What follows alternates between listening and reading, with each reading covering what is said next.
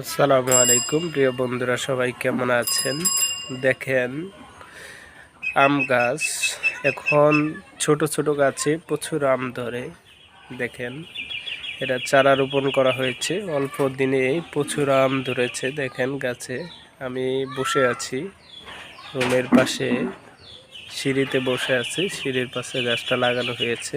আম অনেক সুস্বাদু। তো আপনারা সবাই চেষ্টা করবেন এই চারাগুলো রোপণ করার জন্য।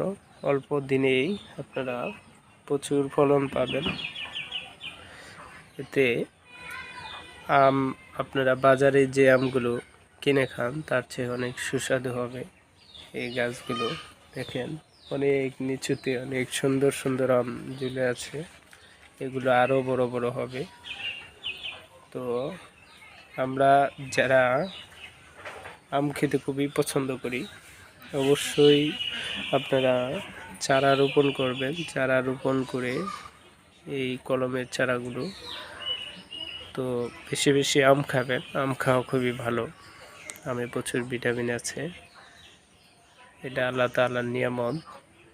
দেখেন কত সুন্দর সুন্দর আম ধরেছে। তো সবাইকে আম খাওয়ার দাওয়াত রইল, সবাই চলে আসবেন, আম খেয়ে যাবেন। অনেক সুন্দর। আমি আপনাদের মাঝে লং ভিডিও নিয়ে চলে আসছি, আমের একটা ভিডিও নিয়ে। এটা কিছুদিন হলো লাগানো হয়েছে, বছর 2 হয়েছে। তো প্রচুর আম ধরেছে।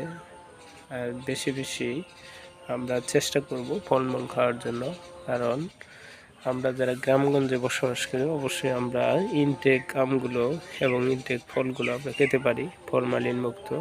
এগুলোতে প্রচুর ভিটামিন আছে।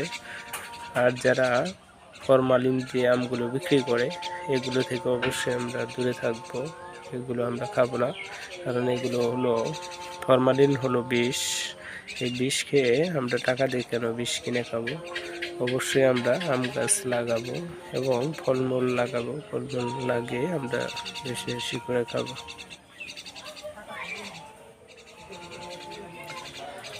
দেখেন, এক একটা আমের সাইজ হবে প্রায় ½ কেজি করে, আরো অনেক বড় হবে। দেখেন, আর অনেক ভিতর দিয়ে অনেক আম আছে। দেখেন, প্রচুর আম ধরেছে। দেখেছেন? সবাই ভালো থাকবেন। ভিডিওটা ভালো লাগলে অবশ্যই লাইক কমেন্ট শেয়ার করবেন।